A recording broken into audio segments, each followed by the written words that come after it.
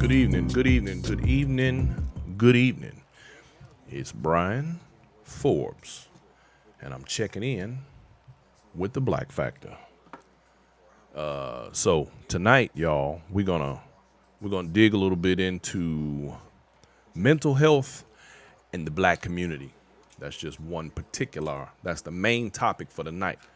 But before I get into that, I gotta get into the other usual nonsense with the usual players doing what they do. So, y'all get ready for that.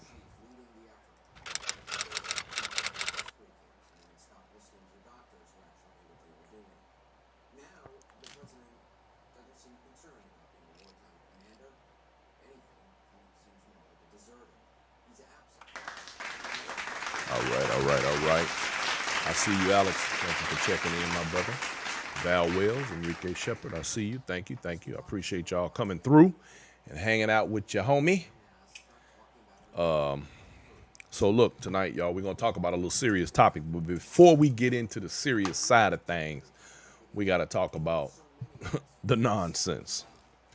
Let me first start by saying, shouts out to all of my deceased and still living, which my grandfather is one of, World War II vets, because today is the anniversary of the attack on Pearl Harbor. That was December 7th, 1941. And I bring that, although it is, of course, an important historic event, particularly as it pertains to the way this country operates and the way things get done. Let me say, hey, Nettie, I see you. Thank you for checking in. William, who is that? I can't even see who that is. Williams, Jaquilla Hughes, I think, see you. Thank you for checking in. Pearl Harbor was a pivotal event in this country, and it was the first time that this country had ever been attacked by a foreign power the way that we had. First and last, and I hope it remains that way. But shout out to all of those World War II vets, alive and deceased, particularly the live ones, like I said, because my granddaddy is still alive. He is 90. He'll be 97 on his birthday here in September. So we will be celebrating that in September. Shouts out to them. Pearl Harbor, believe it or not, was actually not the first time this country had been bombed by air. The very first time this country had ever been bombed by air was in Oklahoma. It was during the Oklahoma, some people call it a riot, I call it a massacre. It was the Oklahoma massacre where the famed Black Wall Street was actually bombed by, I don't know what to call them. I don't want to call them supremacists because they're not superior. A bunch of angry white folks. They bombed Oklahoma, Tulsa, Oklahoma, to run the black folks out. That was the first time this country had ever been bombed by air. Little historical fact, just in case you didn't know that. Now, one of the reasons why I think the Pearl Harbor situation is so important on today is because 2,403 individuals lost their life during the Pearl Harbor bombing. Why is that important? Well, that's important because today, well, I don't know about today, but let me just say on average over the last week, we have lost more people per day. Between 24 and 2,800 individual souls have been lost to coronavirus every single day for the last week. Now, we made a big deal out of Pearl Harbor, I guess because somebody else did that to us. But why aren't we making a big deal out of COVID when we're here doing it to ourselves? It sort of reminds me of the way people complain about police shooting unarmed black folks, and we raise all kinds of hell about it. But we are a lot less likely to raise a whole lot of hell when folks who look like us do the same thing. Now, don't get me wrong. I am not a black on black crime advocate because I don't believe that it exists. I believe crime exists across the board nationally. There's nothing that we can do about that. But that's just a little point of fact. World Trade Center on 9/11 lost 2,996 souls. That did not only include the World Trade Center, but the other plane crashes as well. Altogether, it was around 3,000 people. We have just about reached that milestone with COVID. And I just find it incredible that people who were so patriotic and ready to go fight a war about those buildings being taken down and those lives lost. Forget the buildings. Let's talk about the lives lost. Yet some of these same people will walk around here every single day, refusing to wear a mask and angry with the world for someone saying that you should wear one. We are probably the hypocrisy capital of the world in this country. We do one thing and we say one thing and we always manage to do something else. Now, how many of y'all watched that debate last night? Oh boy, that within itself was very interesting. Mrs. Loeffler, that is the topic of my conversation for this particular segment. Well, it turns out that everybody was tripping on her, trying to figure out what the deal was because she looked extremely robotic, right? Nobody could figure out what was going on with her. Like, is her facial expression ever going to change? Is she going to turn her neck or move or do anything?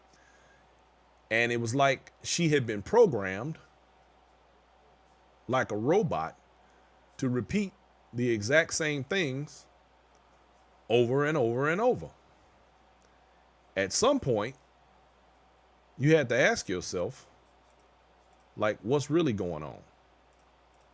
Like, what is she doing? Well, I found out, I talked to her doctor, and this is the problem. She's actually a robot. Okay, I'm joking. Y'all know I'm joking.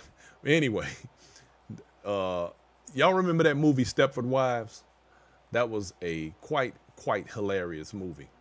When you think about it and you put it in the context of what we're looking at right now, it's like she had nothing of her own to say. Well, there was a gentleman who apparently had taken the time out, and he tweeted about it.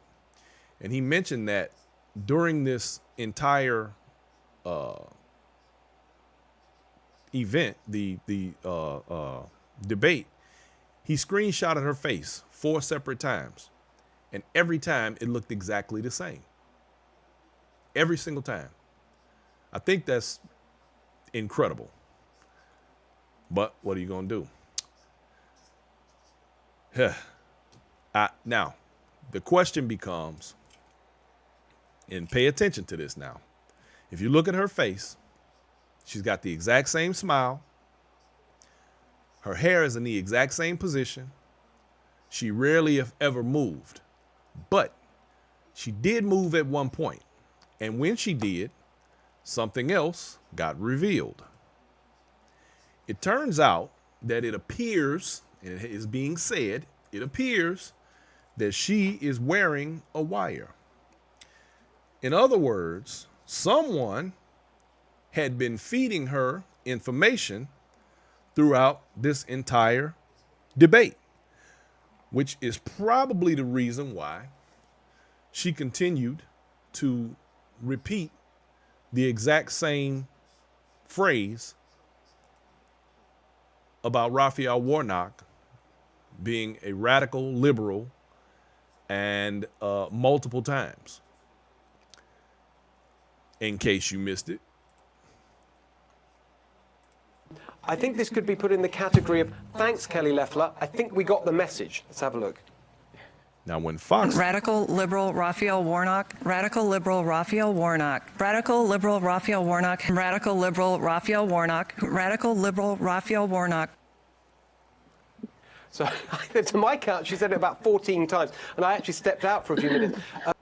I think this could be put in the category of, you thanks, can Kelly just Loeffler. imagine, I think we got... if Fox News is clowning you, and they're supposed to be on your side, you know you screwed up.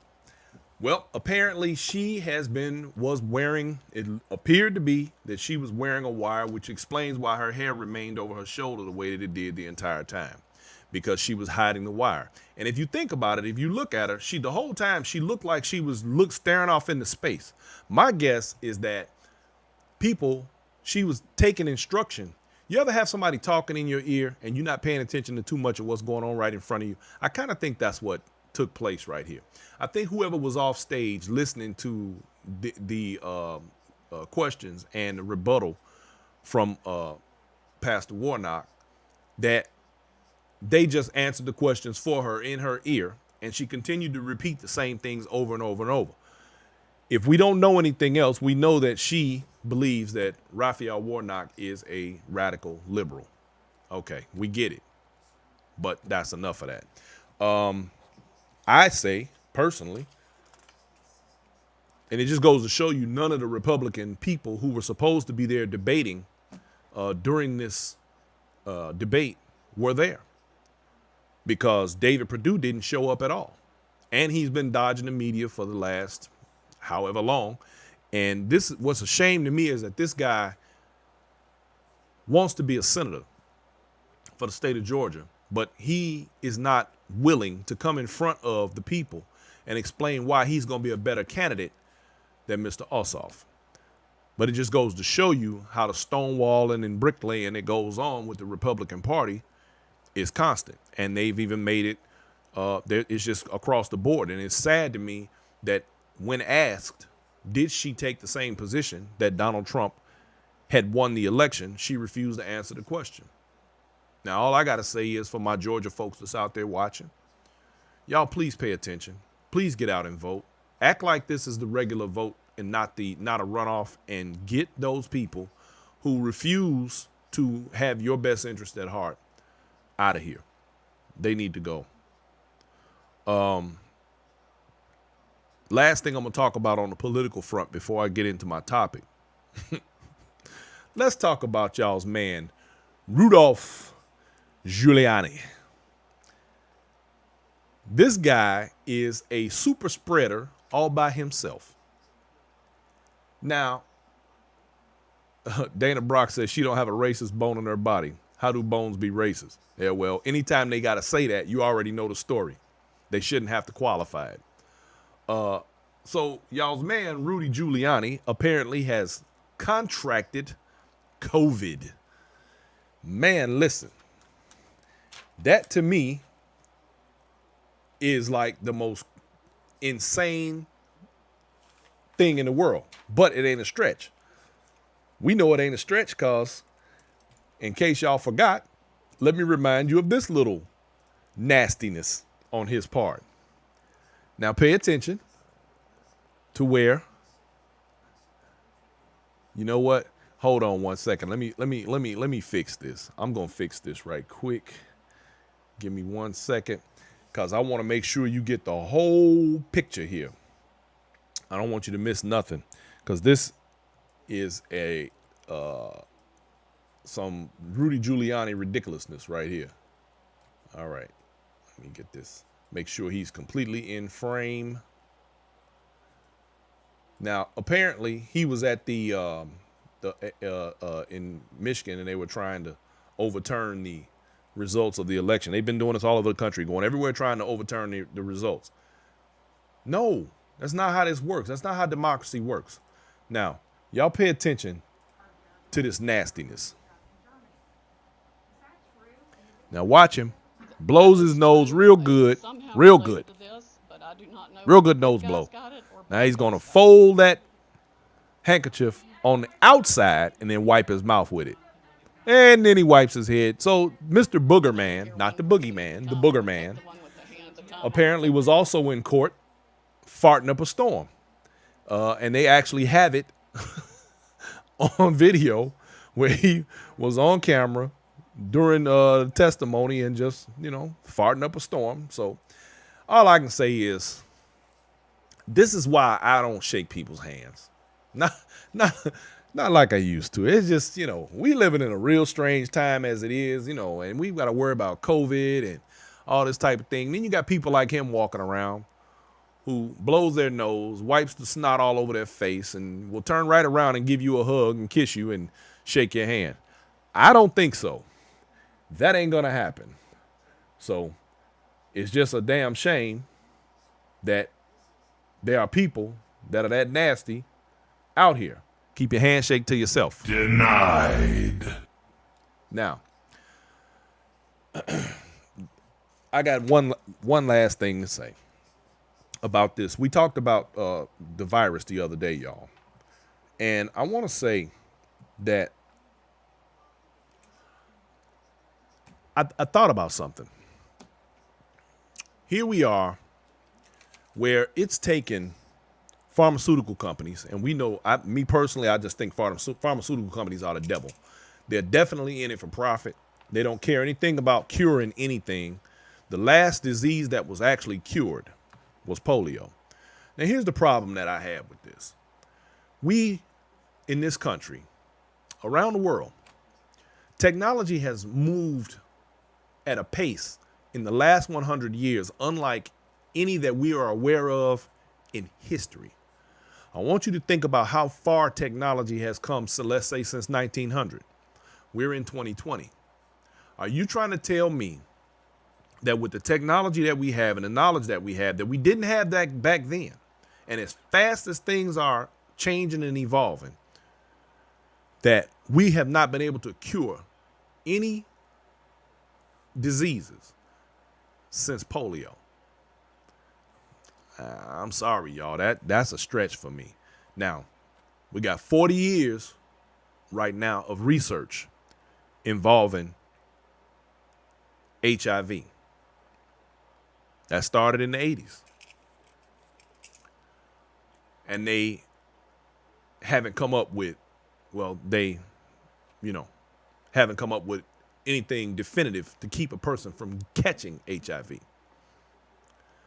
We spent the last 100 years researching cancer, and no one has come up with a definitive cure or even really treatment for cancer without damn near killing you in the process for those who actually survive it. And then everybody still doesn't necessarily survive it. We have ongoing research over the common cold. Always have been researching that and trying to figure out how to cure the common cold. Still haven't figured that out. Do y'all know where I'm going with this? In less than a year, they've managed to come up with a vaccine that will supposedly keep you from catching COVID-19, or at least making the process or the symptoms lesser. I'm sorry. And I'm not one for conspiracies, but that's a stretch for me. Y'all managed to figure that out in a year, but you couldn't figure this other stuff out and still have it. All right. Anyway, just food for thought. I'm just throwing that out there. That's all I'm saying. Y'all do whatever whatever floats your boat, whatever, makes you feel comfortable. So be it. But I'm just saying. Now, on to the topic at hand, y'all. Today, I want to talk about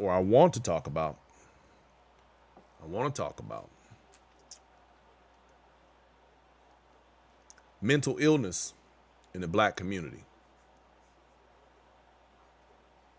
Right quick, Regina Freeman makes a very good point, and it's something that I neglected to mention or point out, and I'm going to go ahead and use her point right now. She said, rumor has it, doctors who have cured cancer come up missing or dead.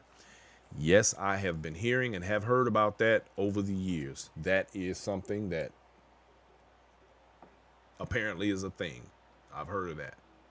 In fact, there was a black doctor who we haven't heard from in quite a while who actually had came up with some interesting research. And no one will fund it. Imagine that. So anyway, while we're on the medical tip, mental illness in the black community. Now, one of the first things that I think we run into that is a problem, and by the way, I was supposed to have a guest on today, a young lady who has gone through some things with a family member, and I believe that that family member has deceased, and I want to send my condolences to her, and I want to wish her nothing but strength and my audience and y'all's prayers her way, and hopefully she can find her peace in it and work through it. But it had to do with what she would refer to as mental illness. So the thing is this, and that is mental illness to the extreme, to the point of suicide. I was really hoping that we would get an opportunity to talk to her today, but if we don't, that's fine. We will get an opportunity to talk to her in the very near future. So here's the thing, y'all. Because we are in a situation where we don't necessarily have the best opportunities for healthcare, it creates yet another issue for us in our community to seek the sort of help that many of us need. Now, I have quite a few friends. I live in what we refer to in Texas as Military City, USA. This particular city, San Antonio, Texas, at one time housed, I believe it was 6 or 7 military installations, not to mention a couple more right outside the city. Because I live in an area where they cater very much to the military, there are an awful lot of retired military right here in this city.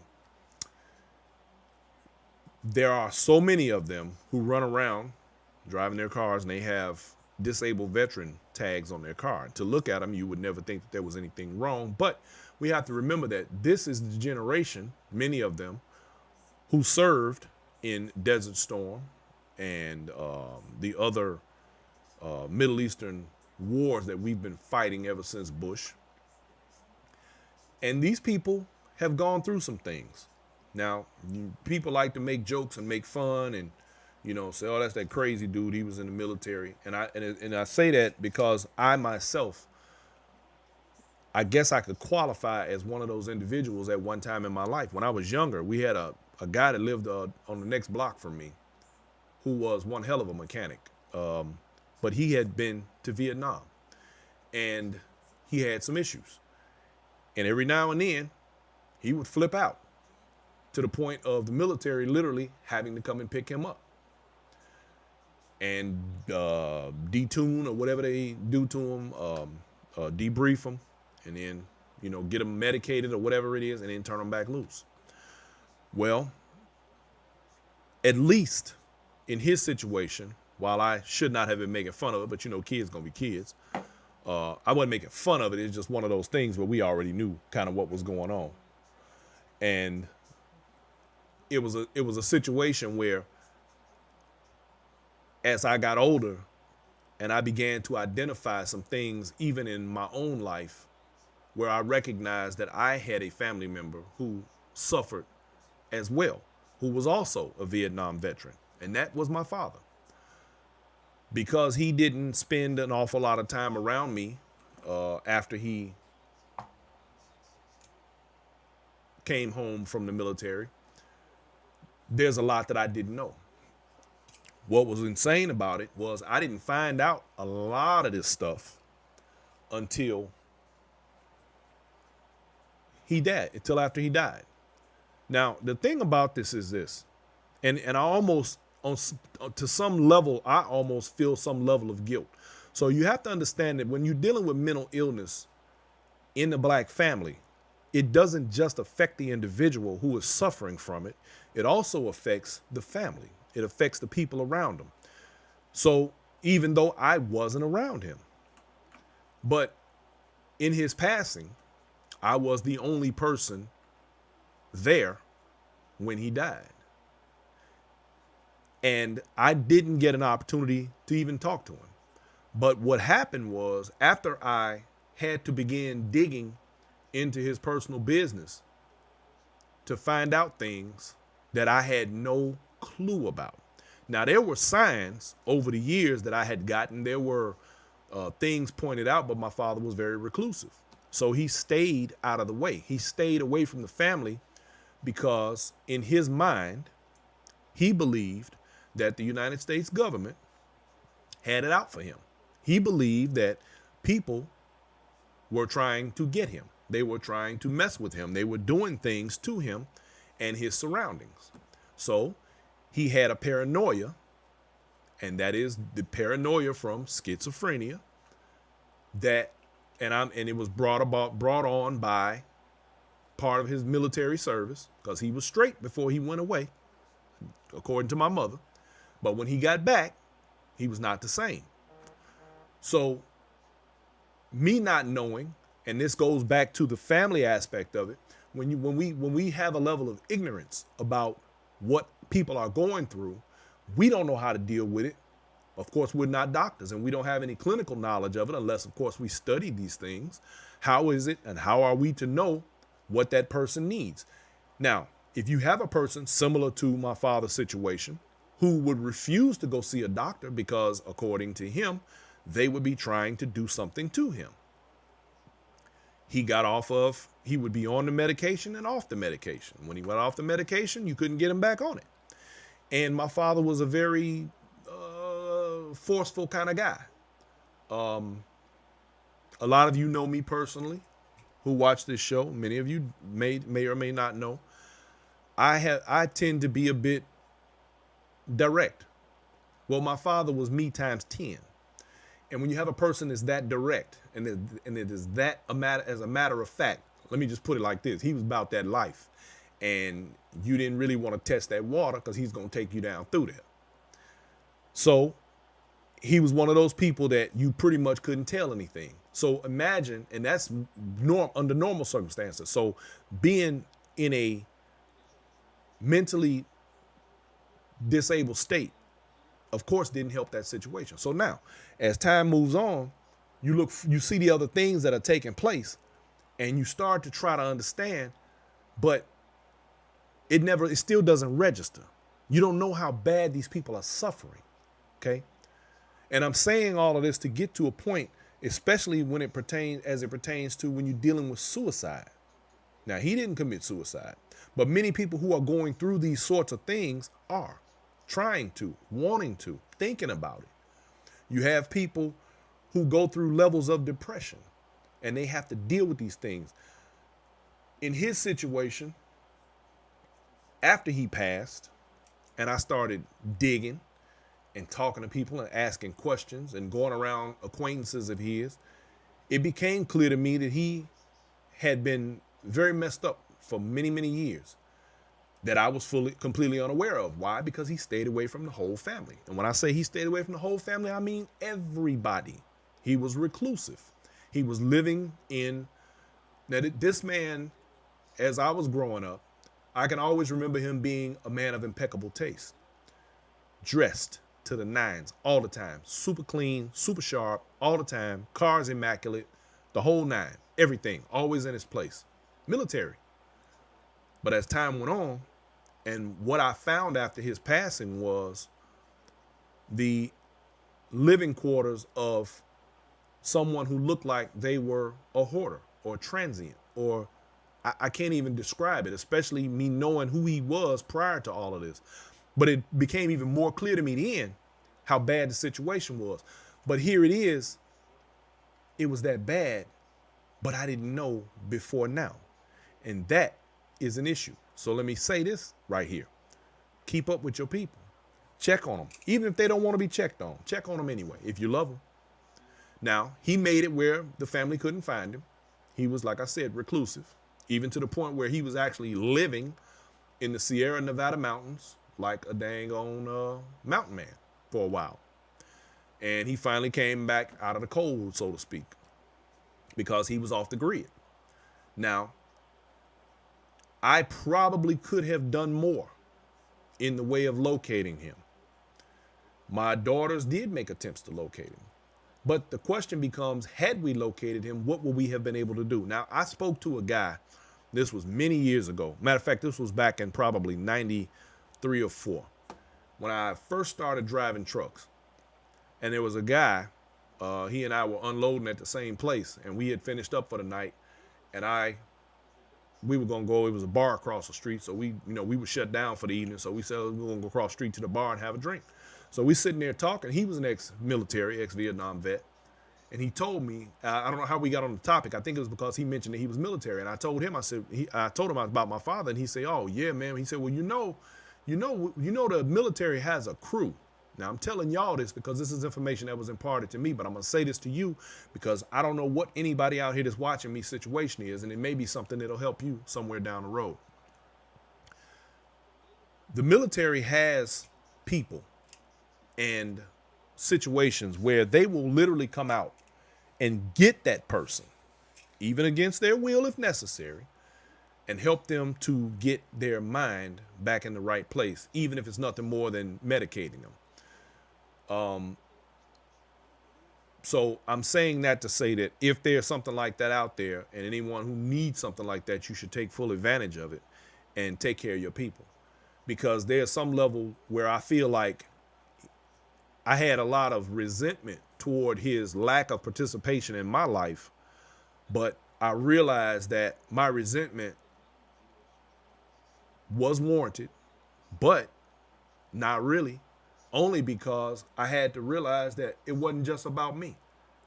He was going through some things. He was dealing with some stuff that was way over my head. So I'm saying all that to say that sometimes we just have to give people the benefit of the doubt, even when we're upset, even when we're mad. Now, the beauty of this situation, not beauty, in this situation, or the beauty of his situation was that he had the military to turn to, or if they had been able to assist him or whatever the case was, it would have been better for him. But that was an option. The problem we have today is that the people, the general population, the rest of us, we don't have that option. If you haven't joined the military or a military vet, you don't necessarily have the option to have someone come out, pick you up, and take care of that business for you. So we're left to our own devices. Now, we often wonder about homeless people. My wife asked me one day, about a month ago, she said, why doesn't the government or people that are very wealthy, why don't they funnel money into to helping these people get their lives in order? And while I agree with that, because I do believe in philanthropy, I am a bit of a philanthropist myself.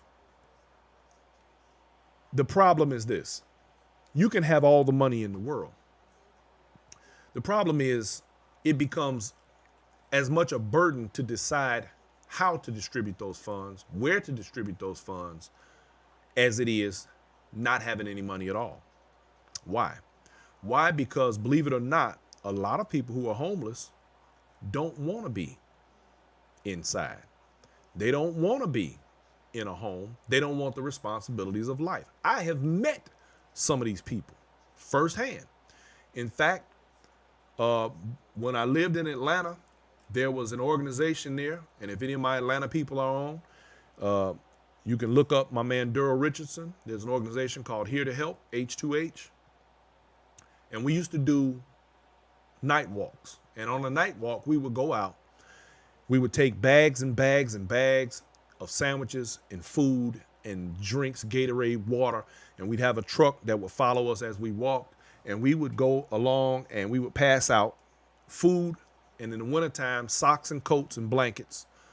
And believe me, there's nothing more pleasing to a person on the street than a pair of fresh socks. Trust me, they love the socks. So if you ever out there and you need to figure out what to do to help somebody, especially with this holiday season, take them some socks. They'll be grateful. And we would get out here and we'd do these walks, and I'd talk to these people, and because I genuinely wanted to know. I really wanted to know What got them there? You have to want to know these things, because you have to ask yourself, is there a possibility that I could end up here? Some of these people that are homeless did not see themselves homeless prior to being that way. Those are the ones that could use the help. There are some. And then, of course, you have your substance abusers. They have no intentions of cleaning up, and that's where they're going to be. So the question becomes, where do you put that money if you wanted to try and help some of these people? Some of them, it's almost like trying to force a crackhead to stop smoking crack. They're going to stop when they're ready. And people that are ready to come in out of the cold, they come in when they're ready, not before. Some of them could use an extra hand, and I say give it to them if you can.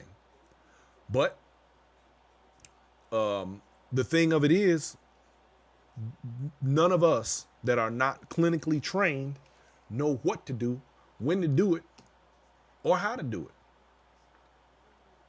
Val Wells says bipolar disorder, chemical imbalance, severe depression, hearing voices, schizophrenia, just to name a few. State institutions have undergone deregulation, and focus was put on the rights of the individual. Exactly.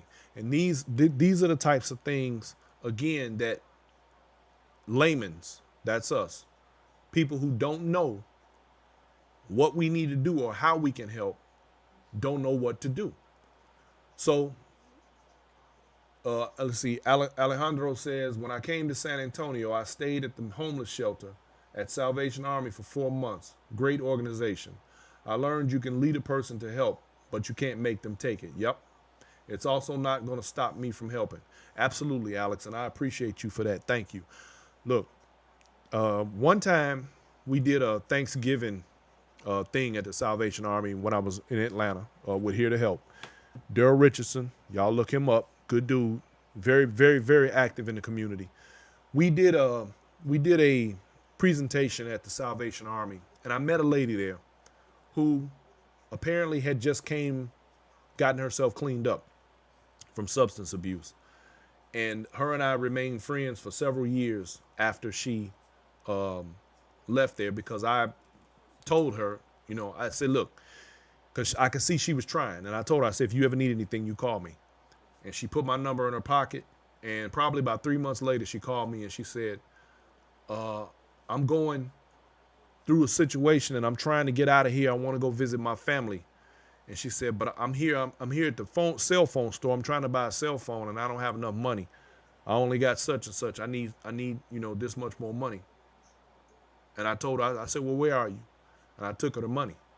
She got her cell phone. So now she could communicate with her family. So shortly after that, I guess about 2 or 3 months later, she called me and she told me she didn't have the money for her cell bill. I paid it.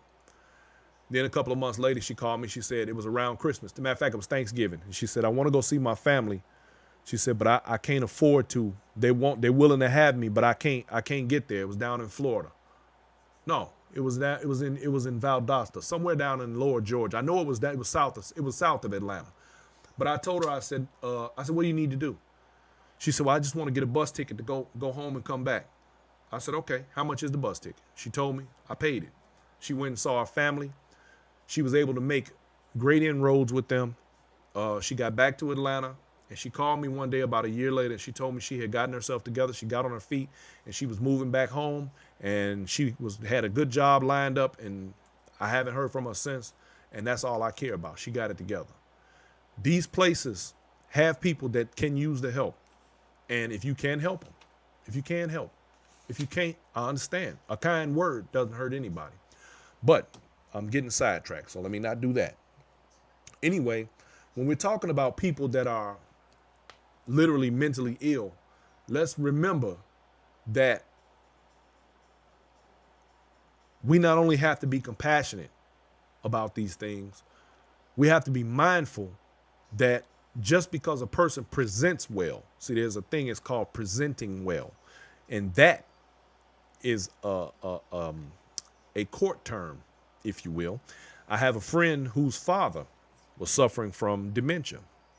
And because he was able to present well in front of a judge, they were required to continue caring for him in his home, which they almost couldn't do because he was damn near impossible to live with. but with the dementia. But this happens in these situations where people are able to clean up long enough to get what they want out of you. Now that may sound a little crazy, but I mean, that's no pun intended, but that's what we're dealing with. Yes, Amy Beloved Worlds, absolutely high functioning. And let me also give a shout out to Amy. She is also a member of Here to Help, H2H, out of Atlanta. We did a lot of good work together. My sister there. So the thing is this, we have to be mindful about this. But now here's one of the things that I wanna get into. Because we got to start asking ourselves, what is mentally ill? We live in a society right now where people do a lot of things and operate in ways that at one time would have seemed insane. Has the bar for crazy been raised so high that we have a problem differentiating between people that actually have a problem and people that are supposedly normal? What is normal? What label? How do we define normal now? Where's the definition of that? So here's where we have to be careful. It's kind of like, for example, our current commander in chief. This man suffers from mental illness. Now, that's just my personal opinion. I'm not a doctor, but let's keep it 100. Here's a person who sees no wrong. He can do no wrong. Everything is great. Now, you could call it positive attitude, but I call it nonsense. The levels to which he operates in his world are astonishing. And you have to ask yourself, is that normal? Is that normal behavior? Now, we've heard people say on television in the different news shows and things like that, we've heard them say that no, he's not normal. Yes, he has a mental illness. See, so now it becomes an issue where we in society have the burden of identifying mental illness. Now, in that case, this is what keeps us off balance. This is what keeps us off kilter when it comes to understanding our own family members, right? I have a relative who has a child who is suffering from some levels of mental illness. And she admitted to me that she was in denial for a long time prior to it getting as bad as it is now. So again, it becomes a matter of, as the family, because these mental illnesses absolutely affect all of us. So it becomes a matter of identification. And again, in the black community, and I'm sticking to the black community on this topic mainly because this is an issue with us. You don't hear black folks running around talking about, I got to go see my therapist. You only usually see white people say stuff like that. And it's not that this is a racial thing, but let's just talk about the cultural disparities between the black community and the white community, and the cultural ideas that are okay in one place and not in another.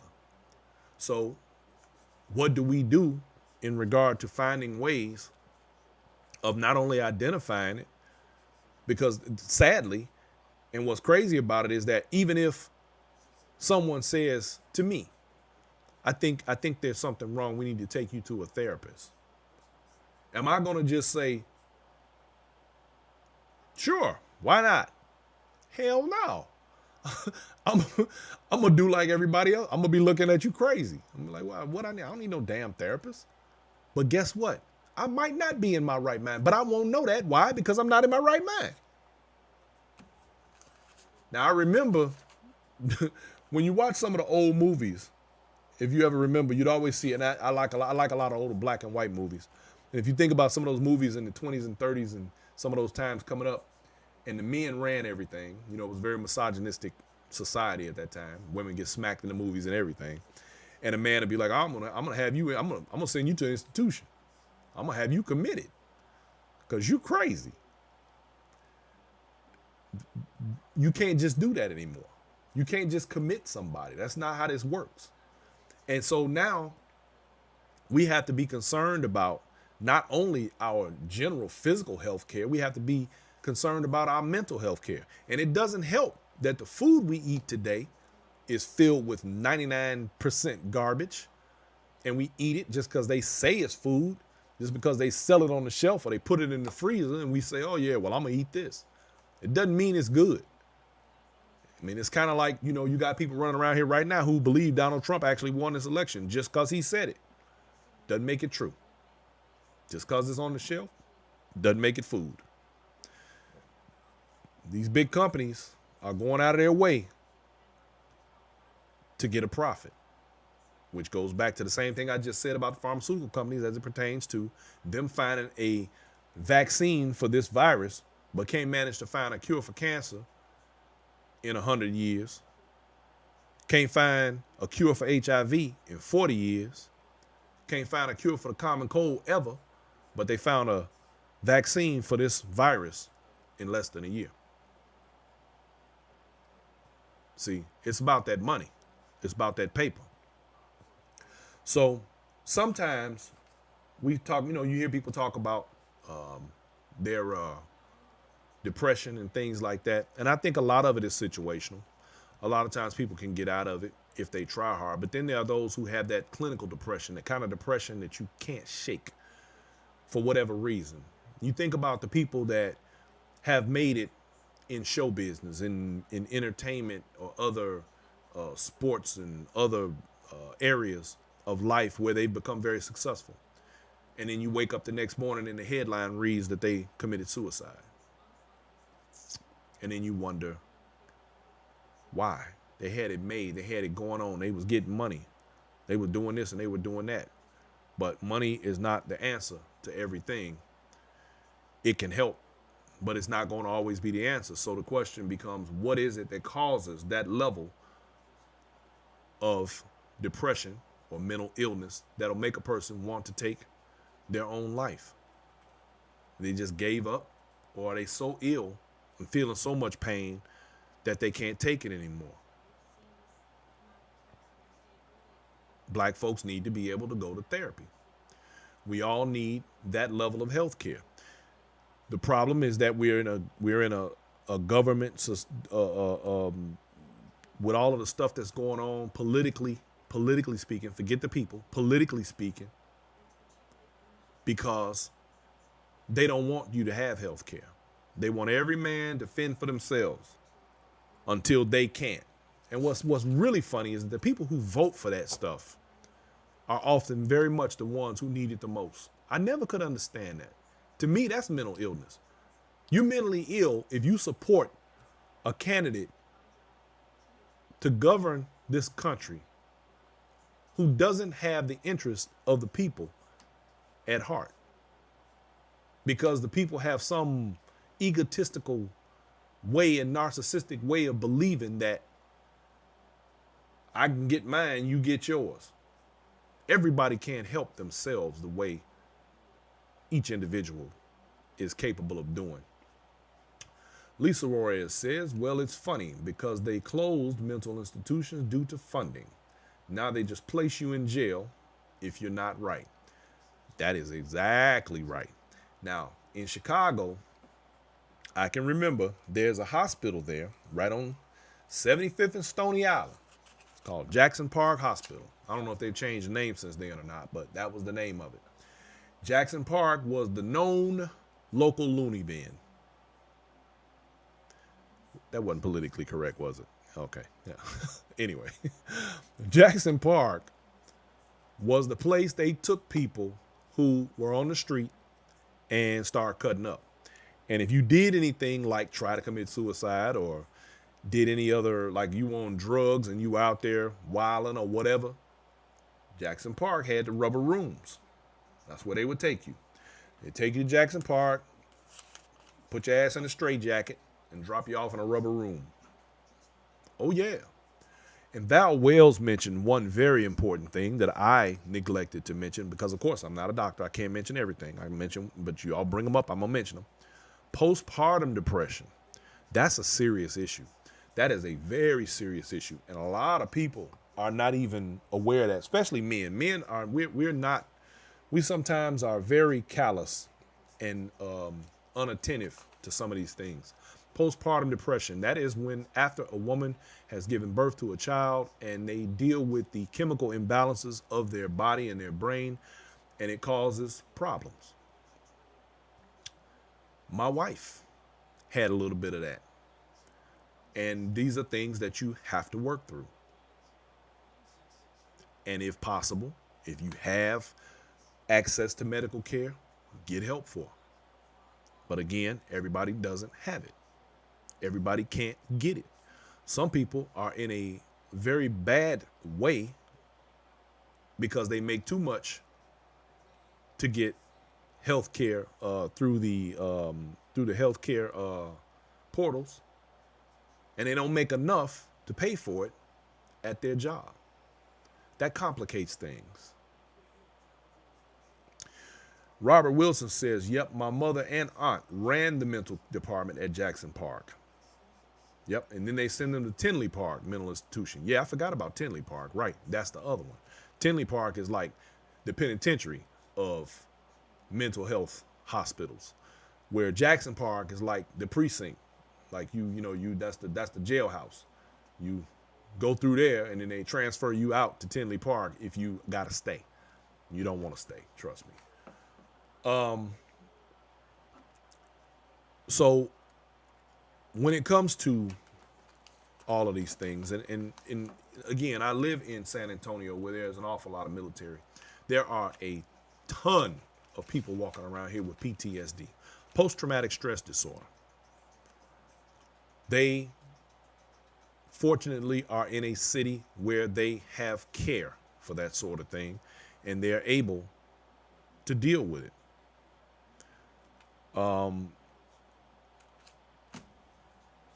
All I can say about this entire subject, because I personally don't have firsthand experiences with it beyond the ones that I've explained to you today. But I do know, and I wish that I had an opportunity to find resources for people who may be going through something. But I want to encourage everyone to find a way, if you know of someone who is going through something, to help them seek resources. Don't be afraid if you have someone that you care about, that you love, that's in your family, that's a friend, who may be going through something, to reach out to them. We are in the holiday season. We are not only in the holiday season, we are in the middle of a pandemic during this holiday season. It's already going to be taxing.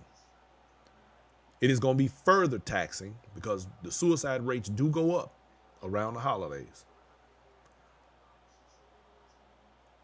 We need to be able to look up, reach out, get in touch, FaceTime, Facebook with these people. Reach out to them, talk to them, see where their head is, offer them a kind word, and help if you need to. Because you don't ever know what somebody is going through.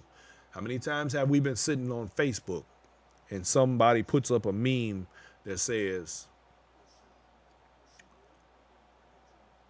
check on somebody, or the person that everybody turns to, has anybody checked on them, and that kind of thing.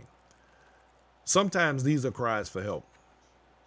Sometimes there are people reaching out without reaching out because they're afraid and they don't know what to do. And we have a lot of very callous people in the world who really don't care. They don't care. As long as it doesn't affect them directly, just like the people who walk around without masks on during this COVID, mask it or casket, and they pretend as though it doesn't have anything to do with them. They walk around potentially asymptomatic and spreading COVID all over everybody else, and they don't care. They're alive until it hits home. Then they start to think that maybe I should probably do something different. Dennis McCullum suggests Suicide hotline. Absolutely, ladies and gentlemen. Suicide hotline for those who may need it. And some people are very broken. And as much as some of us may have knowledge and we may have the ability to talk to people and move people and get things done, remember that you are not a doctor. I mean, unless you actually are. But for those of us who are not, don't pretend to be. Get them help. Talk to them as much as you can. Talk them off the ledge. Keep them busy. Keep them, but don't try to fix them. Get them in the capable hands of someone who can.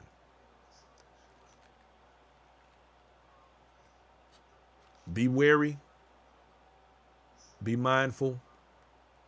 When a person starts acting up and acting out, don't automatically assume they just acting a fool because they don't have anything else to do. Don't do that. Step back for a second, give it a little bit of thought, and make sure that they're okay. The life you save might be your own. Because some folks go off the ranch and shoot up stuff or take a machete and do something crazy. We've seen it. It's been on the news. We've seen these people go. Can we honestly say that the people who shoot up churches and Walmarts and schools are not mentally ill? I mean, we talking about black folks right now. That ain't usually us, but nonetheless, when it comes to seeing if everybody is okay and taking care of the people around you, it doesn't necessarily mean they're going to be black. So I'm in no way am I saying don't take care of who need to be taken care of regardless of their skin tone. That ain't got nothing to do with it. But, ladies and gentlemen, it's about my time. I'm going to get up out of here. I appreciate each and every one of you for checking in. I don't know that I've covered every single thing, but I've at least hopefully planted some seeds and gave you some food for thought and something to look into. And Dennis, what you say is that a defense? You funny. Anyway, see, Dana Brock said, I'm getting a vibe that by the spring, the feds will be offering $1,200 to $1,500 to take the vaccine, partially due to folks rejecting the vaccine in fear and in an effort to gain herd immunity quickly. Yeah, well, good luck with that, because I won't be one of them. Ladies and gentlemen, thank you for coming, checking in with me, Brian Forbes, on The Black Factor. Don't forget to go by my website, bmforbes.com. Get your copy of The Black Factor, especially for Christmas. They make great Christmas gifts. Don't forget to get you a copy of my photo print choices and give it as a gift. Don't forget, you can also catch this show on Twitch, YouTube, Periscope, and Instagram. Yes, you can. All right now, while it's live.